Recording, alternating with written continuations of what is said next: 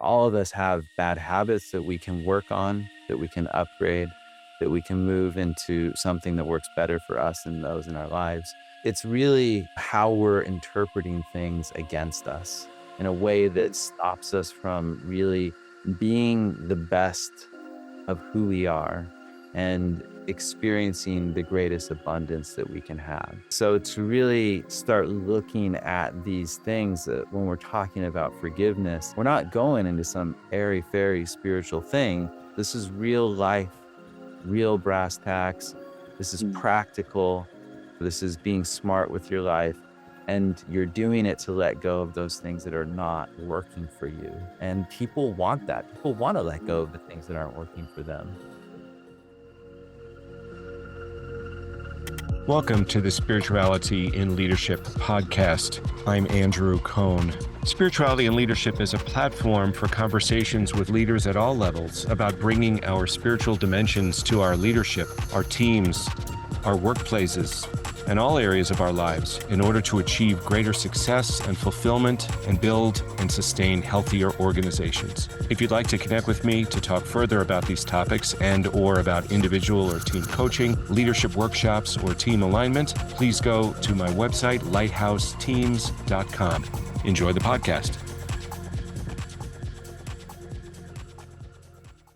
In this episode of the podcast, I'm so happy to speak with Nat Sharratt. Nat is a coach, a facilitator, businessman, has a remarkable personal story about connecting with a global spiritual teacher at the age of 17, and just being very clear from a young age that he really wanted to pursue his understanding of spirituality. He talks about his experience working alongside John Roger, a global spiritual teacher for many years, and at the same time being involved in business, in a jewelry business, currently involved in a branding and marketing business where he is now in Puerto Rico with a few partners. He's done some day trading and crypto and some interesting business experience that he talks about. But largely, we focus on the impact on leadership and our own effectiveness of letting go of our limiting beliefs. We discuss forgiveness and what that really means, and letting go of judgments and the impact that judgments have on our individual effectiveness and also our effectiveness in the workplace, working with other people. And the willingness that we hope we have to look at some of the darker parts, some of the judgments and other negative things as we may interpret them about ourselves, and the courage that that takes. Nat is just, he's very practical, he's very wise, um, he's delightfully open um, and free in how he communicates. It's a pleasure to speak with him and to learn from him, and I hope you enjoy the podcast. Welcome to the podcast, Nat Sharratt. You are coming to us all the way from Puerto Rico via the world of electronic recording and such. So thank you so much for being on the podcast. Welcome. Thank you so much for having me, Andrew. It's a pleasure. Yeah, thank you. I've been tracking your work for some years in a variety of different contexts, including your podcast and your Substack, which hopefully you might share a bit about in this recording. And I mean, we've been around this topic, you and I have been, and having conversations about getting making this work. But you've had a really interesting, remarkable, somewhat unusual path, both with respect to spirituality and leadership, if it's fair for me to say that. I don't know how you would categorize, but it's not quite a mainstream path, but you've got lots of stories and wisdom to share. Yes, I would say it is very unorthodox, to say the least. And it isn't unfair to say, or maybe it's unfair, Andrew. It's unfair to say that. No, it's very on point. My life has been something of a unique path, and to give you an idea, uh, I basically started. Well, I started this path. This has been my life path. Let's say has been unique, starting very early on. But I'll begin around 17 when I finished high school, and I was very clear that I wanted to work with my spiritual teacher, John Roger. and decided that that's what I was going to do, not knowing that working closely with him was any big deal. I was just like, I'm going to do this. This is what I want to do, and I set my mind to it, and ended up that year. Uh, it actually, I wanted to. I knew I was going to do it a couple of years before, but I wanted to do that, and so I started working with him and living in the same home as him and traveling the world with him, doing his spiritual work, which was reaching out to so many thousands and thousands of people. And if you count his books and all the organizations he founded, millions of people. And so getting that in person, one on one Karate Kid style mentorship of someone who was a great spiritual force and had multiple organizations, uh, multiple best-selling books, on the outer had all of that, as well as he was the real deal on the inner and how he worked spiritually. So that is something that I would say that alone qualifies a unique lifestyle. I went on to vow poverty, owning no material possessions for around a decade, and then went off of it, still working with him closely for another 7 years or so after until he passed away. Um, in that time period, and during that time period, I co-founded a jewelry company, which then during that time, and then especially after he passed away, definitely flourished. And then I ended my part of that, sold my part of that, and then moved back into the spiritual coaching, spiritual counseling, podcasting, writing, all sorts of different adventures in the spiritual education field, which obviously I had plenty of experiences with, going all over the world, doing things from aura balances, doing things like leading workshops, doing retreats, doing all sorts of spiritual based and consciousness expansion based workshops with a lot of people, and then moved to Puerto Rico, and where I currently reside.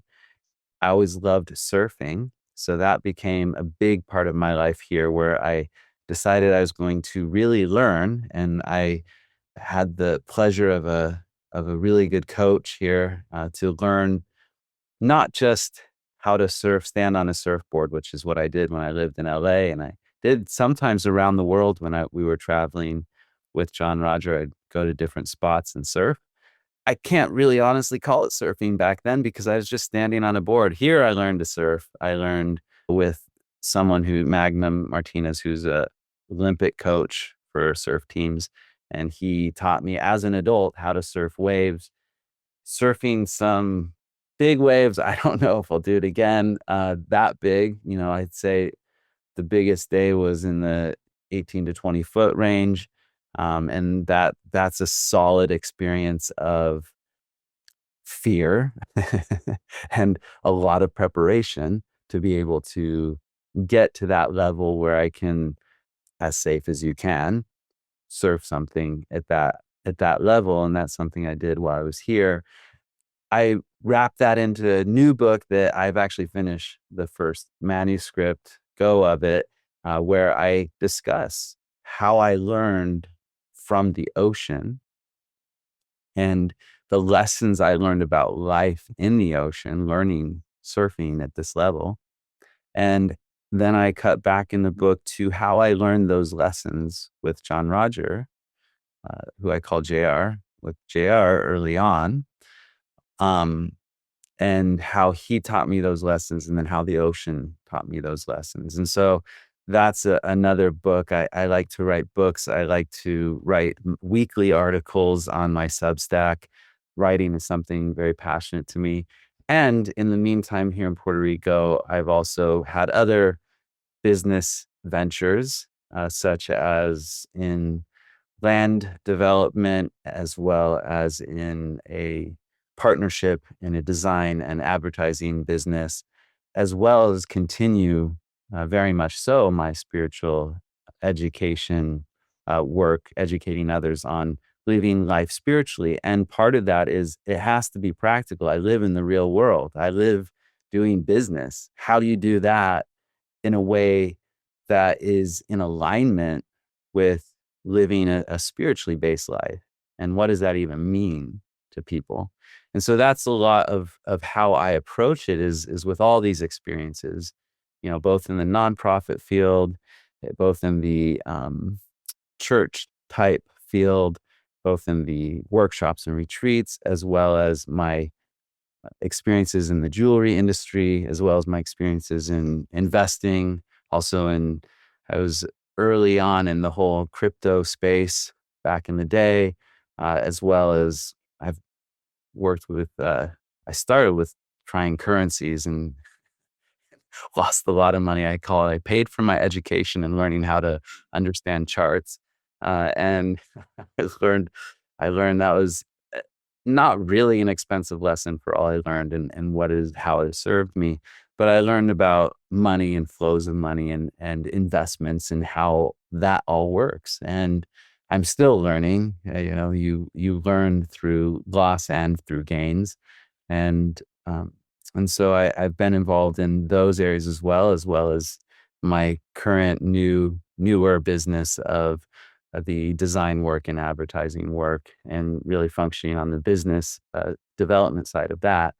So I have my fingers in a lot of different areas of experience, and all of it though the core factor, so it makes sense to be on your show, is to be in that like area of spirituality and leadership, and spirituality in business, and spirituality and leadership in our lives. You don't have to be the CEO to be a leader. You don't have to be the founder to be a leader. You can be a leader in your own life, in your family, with your friends, and not that you're the one in control either. It's just um, I know I'm giving you content here. I'm talking a lot without the next question, but it reminds me of the believe it is a Herman Hesse book. Is that correct? And it's called Journey to the East. And that is a fantastic book about leadership. And it's about how the servant is the leader. And so there's an element of service and bringing forward that. And how does that look? How does it look when you are the one in control and you are the boss and you do have that power? And how does it look when you're not? And those bringing in all those elements is something that I look at a lot, and I write about, a lot of essential spirituality and how to really get to the core of it, because there's so much out there. And it's just like, but really what's practical? What can you truly integrate into your life in all these different ways? And that's what I'm talking on. That's what I'm educating people on how to do. Um, But well, cheers. thank you. You've teed up an awful lot. There's a lot to sort of tease out here. I would love to talk about this piece that you're talking about. Was it not integral, essential spirituality? But and that to me is really, really inviting. And you talked about a lot in terms of your personal experience, and I almost feel like we need to do a little bit of a glossary for listeners, and maybe we can do that in the form of show notes. For example, I know that John Roger was the founder and spiritual director of the organization. What's called MSIA, or Movement of Spiritual Inner Awareness, MSIA.org. Was based in Los Angeles, and you talked about your time in LA. So when you were so close to him, it was a function a little bit like a personal assistant, or what would you even call the scope of what you did? You were inner circle for sure, right? Yeah, it definitely evolved over time. Sure. There was I held different positions in the organizations at different times. Mhm. I I did different functions, let's say, in the organizations. All throughout that, I also acted as a personal assistant in some cases. As he got older, I became a caretaker in some ways, in the ways that would assist him continuing. When his eyesight wasn't good, I would help him go through and read and help edit and do all those things of his book that he wrote at that time, and help in different ways with different books. But there was a lot of different help him with his correspondence, with his emails, when he wasn't able to, sit in front of a screen as much. And but we could sit with him and read it to him, and he could respond, and those so that was became more and more hands-on and like helping him personally with his work later on. And in the earlier years, sometimes I'd be with him traveling, assisting him directly.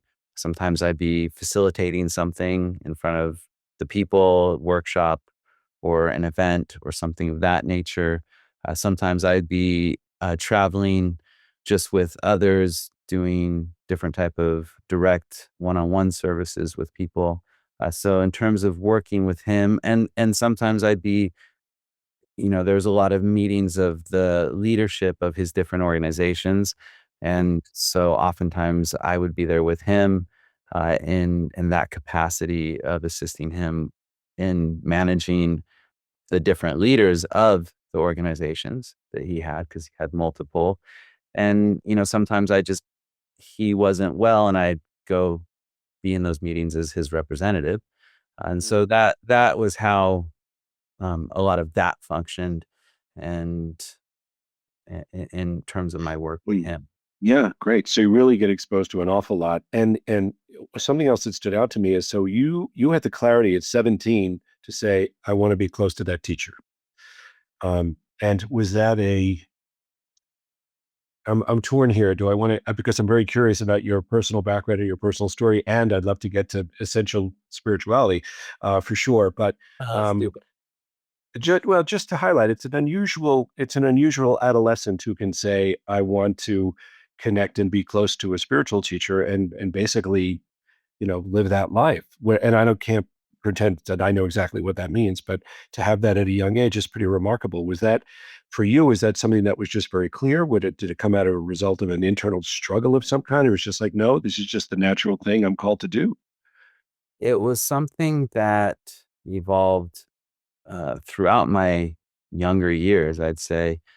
I definitely was searching for something and reading and participating, whether that was, reading the Bible, reading uh, Thich Nhat Hanh or Khalil Gibran, or just different mystical traditions, some Native American, some Mormon, some whatever. For me, I was looking for something that gave me the answers. I guess you could say I came into this life with an existential crisis.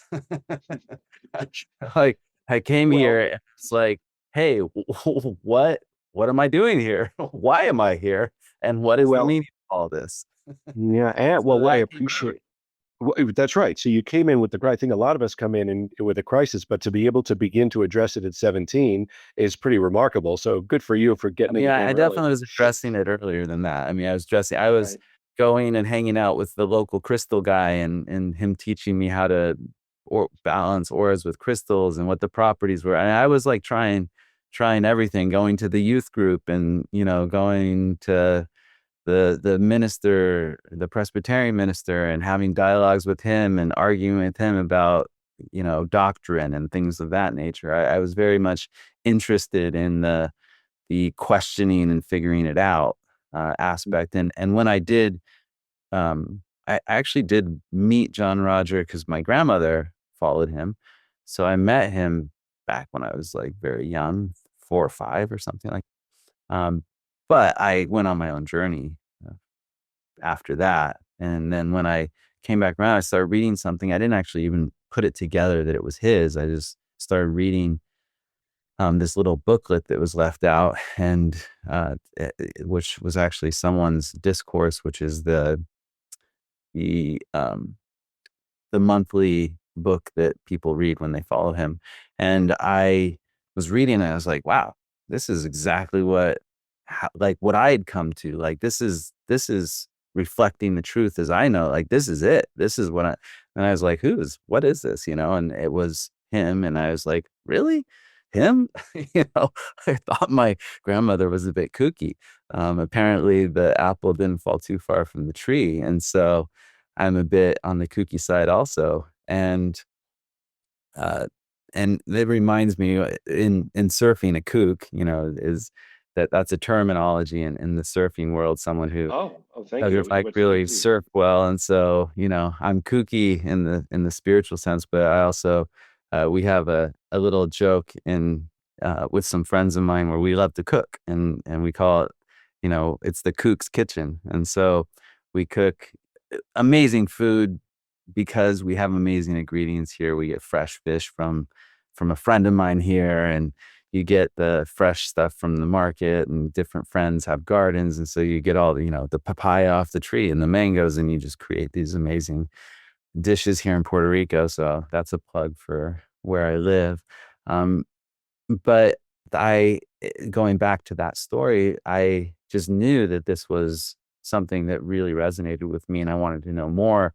And the more I learned, the more I got involved, the more I was like, this is definitely for me, and this is what I really want to work with him, because I know this is for me, and this works, and this is workable, and I want to know who he is and how he does it, and what's he doing that he got this. And so that's how that started. And I think I even started uh hitting him up for a job when I was still in high school. I was 16. I'm like, hey, I want to do what you do. Like, how does that work? I was I was unabashed. Like, I didn't have the knowledge to actually hold myself back. I just didn't even think anything of it. It's like, this is what I want to do, so let's go do it. And Well, and it's actually a remarkable, powerful theme that you're teeing up here. You didn't have the knowledge, or you didn't have the restriction, or the judgment, or the limitation, or you didn't take on that restriction, at least before then. Maybe you have since, hopefully not too much. But at the time, it was like you didn't know. You didn't know to hold yourself back. So you did, it sounded like you just did what was authentic, and you asked for what you wanted. Good for you. yeah, and a lot of my life has been lived that way, and I say that's why it has been unorthodox. Is it's more of a, just, if you want to do it, just do it. And it's Nike's saying, and I think they kept that saying because it resonated. Mhm. Now that I'm in also in that design and branding world, I'm not the one actually doing all of that, but I'm involved in it because of the business I'm in. You recognize that, some of these things that come about, like, just do it, it resonates. Mhm. It Yeah, there's a reason so why it's, yeah. popular. Yeah, it's Mhm. so popular Yeah. because it does have that message of, well, you just do it. And I think what's so interesting is for lack of a better term, the simple beauty of not knowing that I'm supposed to hold myself back. I'm just going to ask for it. It's what I want. It's the most natural thing to do. Yeah, it's life is simple, not easy, and I'm not saying that at all, especially because we complicate it. And I do the same. We all have what is referred to as karma, which is the areas that we're stupid, the areas that we need to learn something, that we have a lesson. And it's not necessarily a mental, people think that, oh, if I figure it out mentally, that's not usually how the lesson is. And it's more of an experiential and an inner knowing thing. When you know it, and you'll see it in the change of behavior. But in the meantime, we have ways that we've complicated it. And you mentioned judgments earlier. And to me, that's one of the key ways in which we complicate things. And if I were to, like, boil it down, because you mentioned your interest in the essential spiritual message, Mhm. I would say if I were to boil it down in terms of the problems that most people have, it's directly related to where they're not loving parts of themselves. And just to pick up on that, then the not loving parts of themselves would be in contrast to judging. In fact, it's the opposite. Well, loving themselves would be the opposite of judging themselves, right? Got it. Mm-hmm. Yeah. Yeah. So let's Yeah. wait, Go ahead. No, I want to hear judgments. what you were going to say. No, I was going to do a bit of a transition. So why don't you finish that thought? No, Please? do the transition. I think we covered that one. Yeah. So, because I'd love to go deeper into this, and when you talked about your being younger and studying all of these different things, if I were to say how would you bucket all of those things that you were studying back in the day that you were hungry for, that you were learning about? Perhaps that was your first foray into essential spirituality. The commonalities, if you will, I don't want to put words in your mouth, but I hear these things, and for me, it's like, yeah, that's consistent with this, is consistent with this is this, and it's like, how do we wrap our not just our heads, but our hearts and our hands around all this wisdom and begin to use it? And I see just this bookend between, you're 12 years old and studying these things along with your other 12-year-old friends. I'm sure it was a very common party conversation. And then older, here you are back, zeroing in on and perhaps even more importantly, applying this essential spirituality.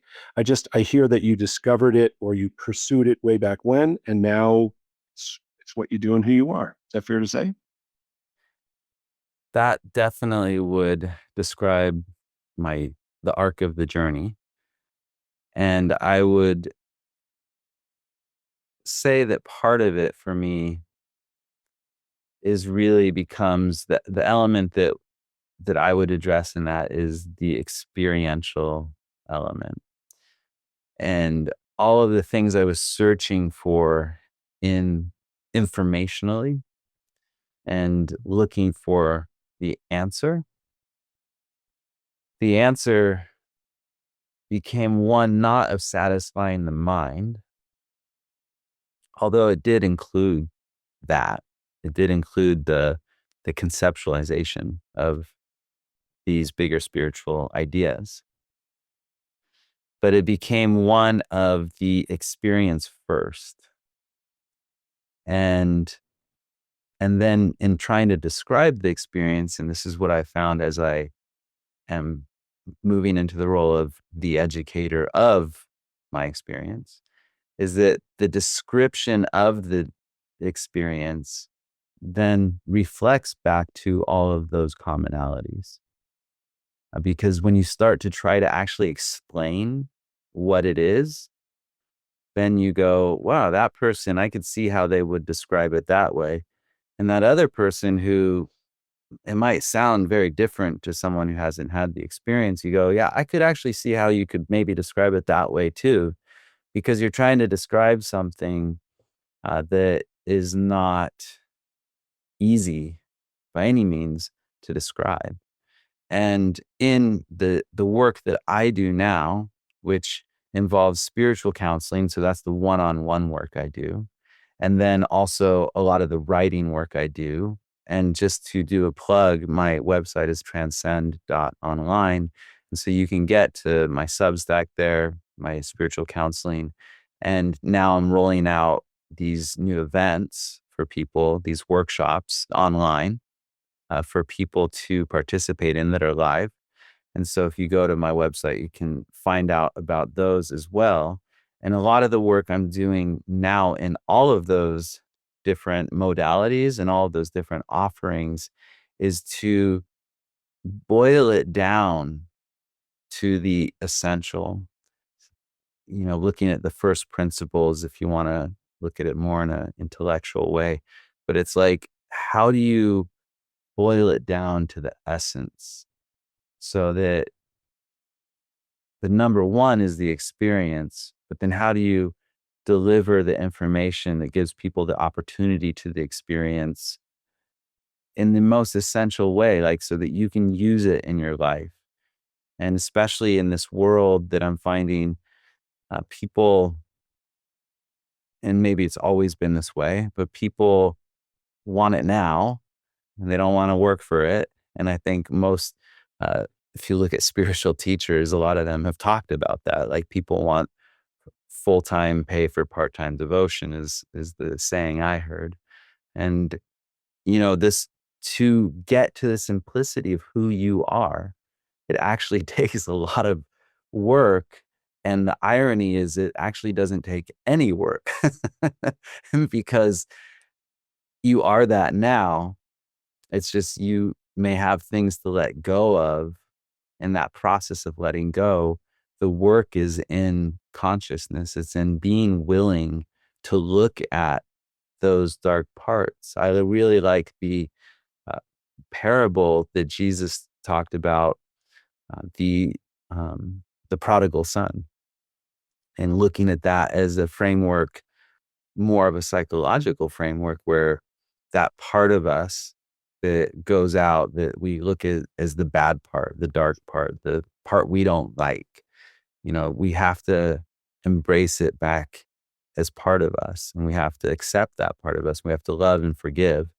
And that, to me, is a lot of what that parable is describing. It's this process of taking these parts of us that we've judged, that we've tried to get rid of, that we've decided are not good enough, and bringing that loving forgiveness and compassion and empathy and welcoming them back. It doesn't mean that those parts have to run you. It doesn't mean like, oh, I've had a gambling problem, and so now I'm just gonna accept that and go gamble. It's not in that field, but it is in the field of accepting what is underneath that. What is the driver of that? What is the part of you that you are giving over to, and then accepting that part of you that gives over and forgiving yourself for that, and bringing that greater loving of who you are, both the goods and the bads.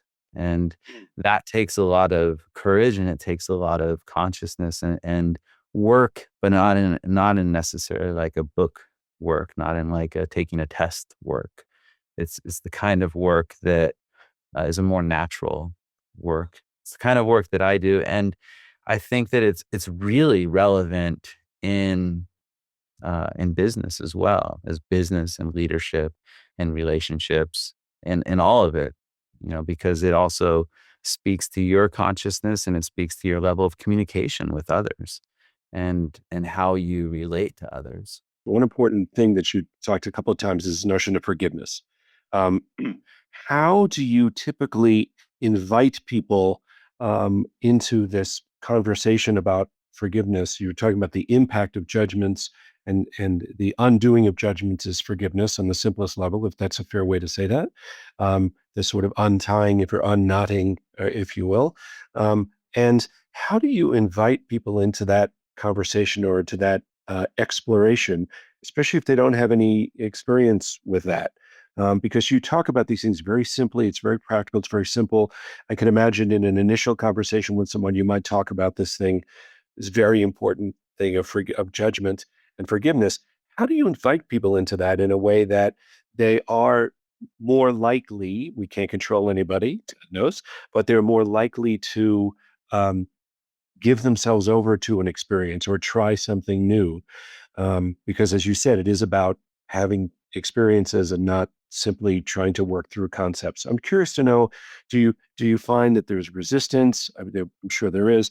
What's the form of that, and how do you just kind of grease the wheels a little bit for people to be willing to step into some of these, like you said, potentially dark places or places that are perceived that way? Yeah, it's a really good question of how do you relate these concepts to people in a way where they want to try it out and give it a shot. Well, the idea of limiting beliefs has become a very popular topic, and letting go of those limiting beliefs. So people are aware that there are things in their life that aren't working for them, where they are actually holding themselves back in some way. Could you provide a quick example? Because then you could work through the example as you talk through how you work with people. Your Yeah, typical. sure. It could be so I could have a belief about money. Money's there's a few that seem to hit a lot of people. So money relationships. Those are definitely like we could do whole workshops and books and series about money and relationships. And so you could have a mindset towards money. You could have a belief that you're not even aware of towards money. You may have picked up, here's one in religious circles, that money is the root of all evil. Money's bad. That money's corrupts you. And so there may be this judgment inside about that. You may dig deeper and find that there's something inside that's even deeper than that about me deserving money, or that money represents my value. And so there are different beliefs that you could have. And there could be different judgments on yourself about that. If you're thinking that, I'm not good enough, that's a judgment. And by judgments, so let's define a few terms, because, we're talking about these things. And one of the things I find is that if you've been in spaces that are so-called spiritual or working on consciousness and things like that, there's terminology that we start taking for granted. And people go, what do you mean judgment? Well, I look at judgment as someplace where you have a negative emotion tied to a perception of something. And I look at it as it's held within you. And it could be um, something about the world, about God, something towards yourself, that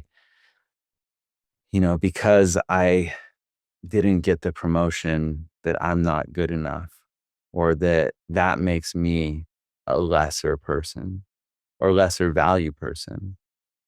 And there's so many things that could be tied into that. But then usually that idea has emotional content with it. So you have this idea, this perception that then has emotional content with it that's negative. And it's like if it were energy, it just creates this energy block. All of us have had knots in our back and our muscles.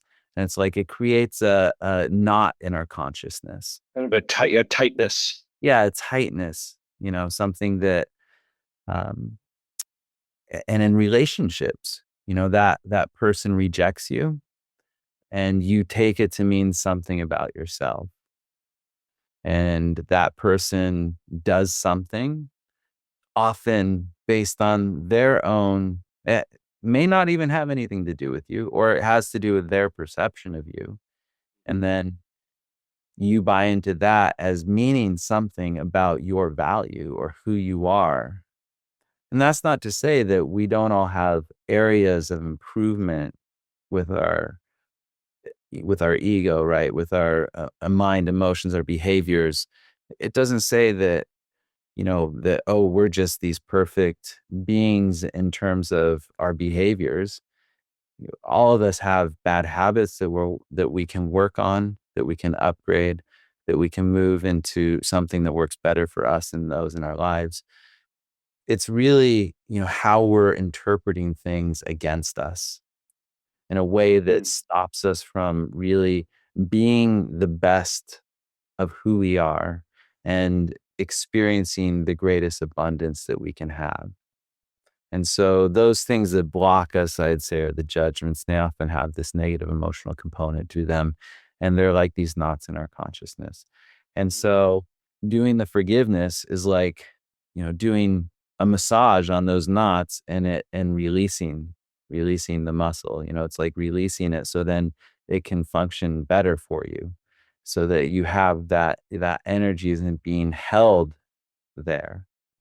And so that's how I look at forgiveness as something that is the way in which it's the method when you recognize that you have a judgment, that you have something blocking you within you, that you have this negative feeling towards yourself or something out there that isn't really working for you anymore. It's like, well, how do you deal with that? Can you think it away? I haven't found that you can think away our judgments. Sometimes people will numb themselves with drugs and alcohol, and that's the way they deal with their judgments. It doesn't get Mm, rid of the judgment. It doesn't get rid of the blocks in consciousness. It just makes you more dull to the fact that they're there, the pain that they're causing you. So mm, pain becomes a great awakener because it shows you the areas where you need to let go of the things that are causing that. And often that's stored with a judgment. And so the forgiveness process, once people are like, yeah, I want that.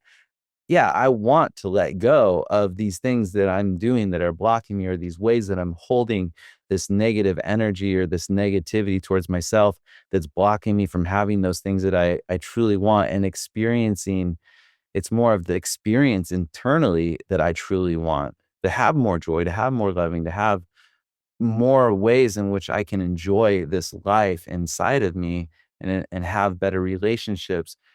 And once you get people going, yeah, I would like that. And it's not a hard sell. I mean, most of us would like that. Most of us would very much like to have better relationships, to have more joy, to have more fun. And so once someone decides they want that, then it's like, hey, why don't you try out the key to unlocking all of this? Why don't you try it out? See how it works for you.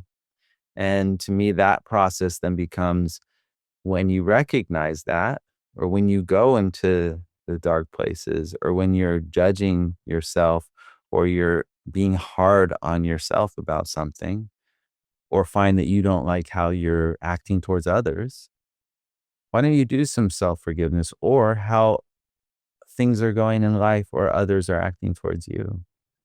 mm, Do some forgiveness of your own judgments about it. And it doesn't mean that you have to, uh, it definitely doesn't mean you're tolerating, behaviors that aren't supportive and positive for you. It just means that when you walk away from that, you don't want to keep holding on to your judgment because then it will block you. And so to do the forgiveness processes and the simple way, because I love simplicity, is I forgive myself for judging. And then whatever it is, I forgive myself for judging myself is not good enough. I forgive myself for judging myself for not being farther ahead in my life. I forgive myself for judging that this is where I am. I forgive myself for judging that that means that I'm a failure. And you can keep going with those forgiveness statements. And sometimes they may feel like you're just repeating something. So you do want to bring the sincerity into it, that sincerity of like, I really have the empathy and compassion for myself. So you invoke the empathy and compassion for yourself as you do that self forgiveness. And that's the process. And it's amazing, especially if you haven't done that and you haven't been doing that, how that simple way of doing forgiveness can start to shift something inside of you. And that is the key to this, is that it starts shifting so you actually have an experience. Because if it doesn't work, if it doesn't do it, if it doesn't have that experience for you, then what's the point of all doing all this?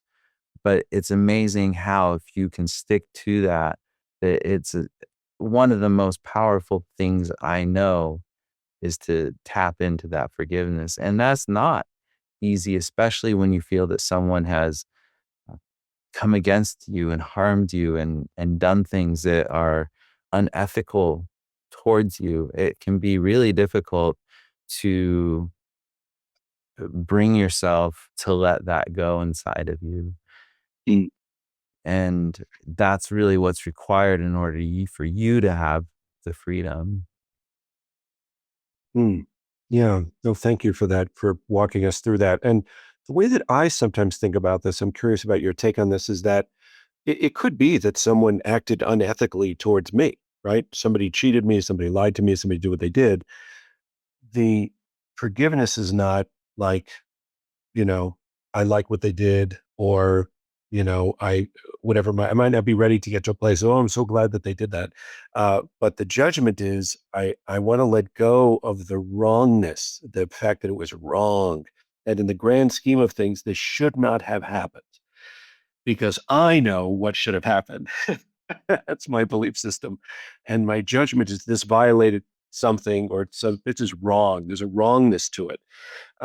But if I zoom out, I could look at it and go, no, but it was an ethical violation. There was a contract that was breached. There was whatever it might have been. There was a harsh behavior. There was something that was truly unkind. Yes. But for me, as I think about this and work through this, the judgment is that it was wrong. It should not have happened.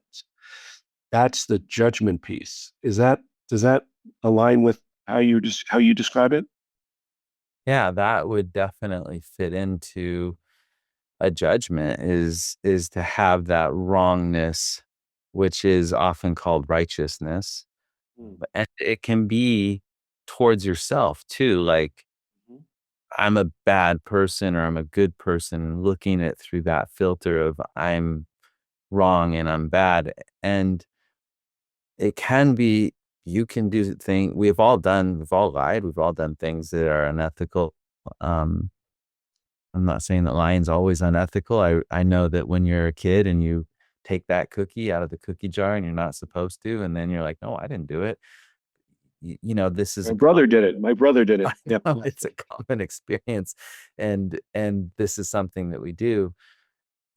It becomes problematic when we take what happens to mean something about us that is negative in a way that doesn't serve us. And so oftentimes when we do go into the wrongness of those people and the judgment that it should be different, we actually are getting caught into the negativity of it. And that's not going to really assist us in living a a life of more joy Mm, and mm, abundance and happiness and inner wealth. You may still be able to make a lot of money or have a lot of things, but to actually have the wealth inside to be able to even enjoy those things or to really truly feel at peace inside, it's not going to serve you to carry that that judgment of the wrongness of things. And that doesn't mean there are things that happen in this world that are extremely disturbing. And I think that people sometimes go into the spiritual override or something of that nature. And it's like, no, that's really harmful to someone. That's really, not something that we're going to put up with if we have that option, right? It's not something, and I could use the example of being in an abusive situation or an abusive relationship or of some sort or another. I'm not encouraging you to just keep forgiving and staying in that situation where you're getting hurt. That's not what we're talking about here. We're talking about you need to take care of yourself. That's a key principle. Take care of yourself first so you can help take care of others and do those things that are self-honoring to yourself and do those things that are um, that really truly honor who you are truly. And that's where it gets interesting because when mm, you have to look at who are you truly, you allow the things that aren't honoring to you based on the places you don't love about yourself. It's a reflection. This world is just a reflection of how we perceive in our inner state. And our relationships are just reflections because the relationship is being held inside of you. And so learning to differentiate how you use forgiveness and also how you don't be stupid, you take care of yourself. That's a principle. You got to take care of yourself. You got to honor yourself. If you truly, so when we start looking at loving and we look at loving as what is for the highest good. We look at loving as that compassion that is with the suffering, isn't necessarily suffering yourself, but you bring that compassion in, you bring that loving in as something that's for the highest good. It shifts how you look at loving. It's not just some lovey-dovey talk in a soft voice type of thing. If a car is coming and someone's in the way and yelling at them or pushing them saves their life, that could be a very loving thing, even though it could be looked at as uh, loud, violent, Harsh. harsh, difficult. It's but there's a loving and a caring in I'm saving your life, right? Anyone who's witnessed or been around something like CPR, it's it it's very traumatic, it's violent, it's breaking people's ribs, but at the same time, you're saving their life, and it's a hugely loving action. And so to really start looking at these things that when we're talking about forgiveness, we're not going into some airy-fairy spiritual thing. Like this is real. This is real life, real brass tacks. This is Mm, practical. This is being smart with your life. And you're doing it to let go of those things that are not working for you. And people want mm, that. People want to let go mm. of the things that aren't working for them. Yeah. Well, yeah. And I hear the one thing that you said that I just want to highlight here is the question, is that working for you? And which is a very simple question to ask. And a lot of times when my hand is raised, and a lot of times I don't want to hear it. It's a very challenging, very simple question. That's like you're asking me to hold up this mirror and say, is what I'm doing, or is what I'm believing, or is what I'm holding? And another way I can think about it is a judgment is using my energy against myself. Is that working for me? And believe earlier you talked about that's really about consciousness, being willing to look at the dark parts. And that's not everybody's ready to do that. I'm not ready to do that. I could say this is a really fascinating idea, maybe next week.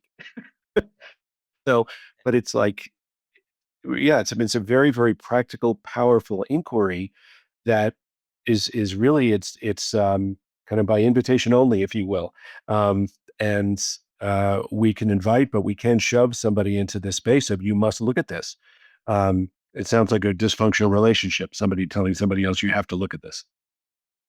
Yeah, there's something about holding a mirror to yourself. And in a business context, in a leadership context, one thing that in the business, the branding and design advertising business, I have partners. And we've been working with a coach, Mark Herring, who I think you would be wise to have on the show because he's fantastic. But he recently, we were looking at and inviting all of us to look at those areas, he calls them the blockers, the things that are blocking us personally, those beliefs that block us personally, and then as partners. So this doesn't just work in personal self-help. This is actually part of leadership. And by us actually addressing and discussing the things that our own negative beliefs and things that block us and the things that we see that block the business as partnership, it brings to light those things which we've been ignoring. And it's very important to look at those parts from a business sense too, because they are going to affect your business. And so he guided us through that process actually earlier today. And they do affect, you realize, oh wow, they're really affecting our business. And from an individual perspective, they're really affecting your life unconsciously. And so that's something that I think is really important as you look. Obviously no one can be forced to look, but there's also techniques in communication. So if you're talking about leadership, there's techniques in communication, such as mirroring would be one. That's a simple one. And other communication techniques, which give people that more of that space. Now, when I'm talking about communication, I look for a deeper level of communication where you really are listening and where people really feel heard, and that there's different levels of listening, and to listen beyond the words to the essential message that they're communicating beyond the words, and then reflecting what you're hearing back to them in that way. That is something that is really effective, I find, in leadership, is just being there to caringly reflect back. And that can be something that is extremely effective tool. It's funny you mentioned when we before the podcast, you mentioned you didn't hear any dogs or airplanes, but I don't know if you're hearing this, but there's a whole like bunch of dogs having a go at it out there somewhere. I don't know if it's getting through the mic, but it's going. But in Puerto Rico, I live in the country, so you're gonna, on certain mornings you're gonna hear cows. The owl's always going. He's going right now. The coquis, the little frogs, they start going as the light gets lower. There's always some animal or something going on. So if you hear that, excuse that. Forgive me. Yeah, I'm hearing a tiny bit of it, but nothing to speak of. And it just seems to contribute to the natural flow of what you're talking about. And one thing I would just say is, as we start to wind this down, I feel like I need to throw another concept into this, which is what you're talking about. The kind of inquiry you're talking about is a courageous one. And it's also one that to me demonstrates a really high level of personal responsibility. Like I can't blame somebody anymore. It's just not working. Blaming doesn't work. It's human. It's misery loves company. I want to commiserate with you. Nat, can you believe that so and so did that? You know, but it ultimately doesn't work. And to ask the honest question, as you phrased it a few times, is this working for you? To be able to really look at that is demonstrating a really high level of personal responsibility. And to me, that's what leadership is all about. Can't say I'm not willing to look at that question. I think that's poor leadership in a whole lot of ways. Yeah, I agree that it's key, you know, really, and it has to be a certain level of courageousness to ask those questions and Mm. to look at those things. And I also think that there's in leadership, I think that people being able to effectively communicate your vision in a way where people can make it their own. That's something I've been looking at a lot is how do you in the leadership I've seen that's the most effective, people create a vision that's really compelling to whoever it's compelling to those who would be there and be involved. And they allow a pathway for people to make it their own. In a way, they give away the vision. And there's a lot of aspects to leadership to me where you're having to give it away. You give away the power. The more power you can give away, it's almost like a really great leader can give away power. Mm. Well, I think that's true both in terms of delegation and authority, and whether that means decision making authority, financial authority, whatever. But also, as I've heard it said wisely, the loyalty that you want in an organization is not a loyalty to the leader, but a loyalty to the mission or a loyalty to the destination, if you will, the shared vision. Yeah, and I'll tag along on that and say the loyalty to who you truly are as a soul. Mm. And I'll say it starts with the loyalty to ourselves. And when we're clear and in alignment in that way, and we're choosing into a situation within a company, within a group of people, because usually you say company, you're talking about people, talking about systems, you're talking about a vision.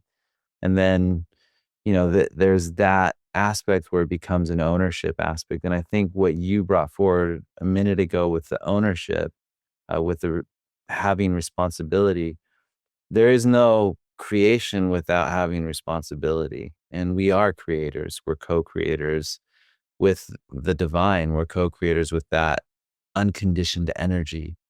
And so as we create, we're responsible for those creations. And the more we actually take responsibility for all things in our lives, the more that we are leading, the more that we are in a leadership position in our lives, because the more we can respond to anything when we have and take on that personal responsibility of our creations. And also understanding that we're not responsible for to make sure that others get their lessons. We actually have the responsibility of giving people that dignity of learning their own lessons in their own ways. And that's part of the leadership, is to give people enough freedom to grow and learn in the way they are, while maintaining the focus yourself of where you're going and being responsible to that. Yeah. Yeah. Which all sounds very simple, but not easy. So As you simple. said. Yeah. Um, yeah. Wow. Well, thank you for these teachings, these lessons, these experiences. We could go for another couple of hours. I feel like I want to say something like, I'll meet you down at the beach, because it sounds so inviting. Remind me, please, the title of the new book. Well, the title of the book I was talking about, that one, uh, that's not out yet, but I'm looking to go through the publishing. That one is currently titled God Went Surfing. And that's got, I do have Transcending, and that's on Amazon, the practice of spiritual living. And you can get that, Nathaniel Sharratt. Look my name up. You can get it on my website. Basically, it'll take you to Amazon, which is transcend.online. And you can get my weekly newsletters, my Substack. You can get that through my website also. And the events that I'm doing, to give people that experience and to really bring into the essential, like what you can walk away with. Like we just talked here, people can use the forgiveness statements. They can just walk away from this podcast and you have something that's really effective in your life. And that's something that I look to bring into the workshops. And the key focus is how to use the light. What is the light? Key focus is, how do you love yourself? How do you connect with yourself? And forgiveness is a major part of that. And then what is the sound current? What is that essential connection with the spiritual meditation, God?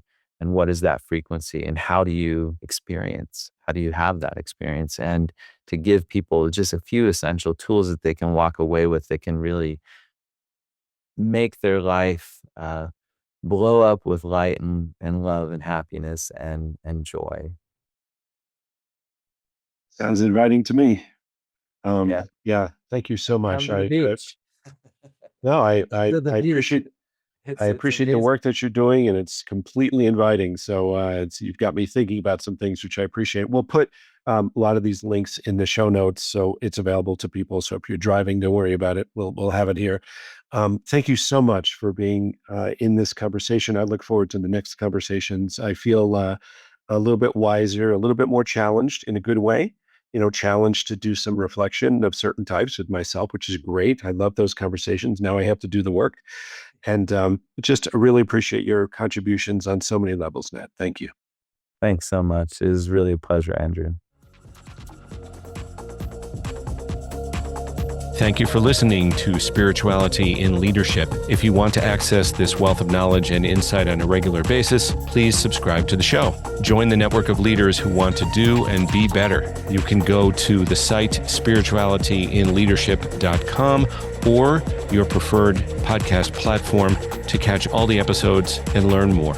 Until next time, take good care of yourself.